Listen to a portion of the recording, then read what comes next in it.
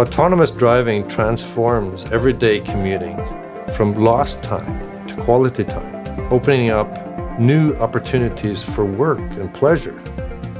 And the good news is, it also makes the ride safer. Our self-driving cars see more and react quicker. They drive carefully and are programmed to expect extreme situations. So they stay out of trouble and they avoid crashes. The autopilot never gets distracted or never falls asleep. It's vigilant and sees things happening. It's impossible to guarantee that a self-driving car will never get into an accident. The self-driving car will do its utmost to avoid crashes, but other vehicles can still crash into the car. If a situation occurs that's unforeseen, the self-driving car will follow the traffic rules. It'll stay in lane and brake as hard as it can to avoid or mitigate the situation. When we're designing for a safe car, the thing that's important is to be able to expose the autopilot to extreme situations. Our starting point is the same as it was 88 years ago, real-life safety.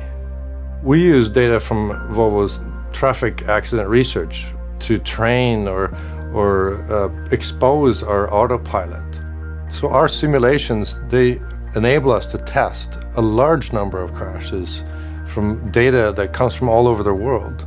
If you're going to compare to driving, you'd need to drive for billions of kilometers to be able to encounter this many crashes, because crashes are rare. In our headquarters at Volvo, there are people that work on a daily basis with simulations and testing the car on these crashes.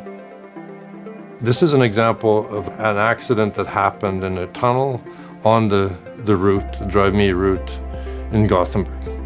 So in the original case of this truck cut-in, there's a car that's driving at 70 kilometers an hour, and then it's driving past the truck, and suddenly the truck decides to change lanes and crashes. When the autopilot is active, what happens is it comes into the situation in a precautionary manner. It moves over to the right in the lane, creating a little bit more distance to the truck, but also immediately when it sees the truck is changing lanes, it brakes and it escapes this crash. Another illustrative example is when there's a pedestrian crossing a highway, when there are cars standing still in stop-and-go traffic, and this pedestrian runs across the highway. This is an unexpected situation, and there's a crash. The three benefits of an autopilot in this particular crash are, number one, that it pulls down its speed in preparation in a precautionary manner. Number two, it has a larger field of view and better image of the situation of the pedestrian. And number three, that it is able to act sooner. Another typical accident is a rear-end collision. If there's an approaching car from behind, our sensors can detect that and warn that driver behind us with flashing lights. And if a crash does occur, then our car brakes and tightens the safety belt in advance. By applying our knowledge of real-life safety, we have developed a safe autopilot for real customers. It sees more, it acts faster, and it drives more carefully. That means it stays away from situations where you could be exposed to risk.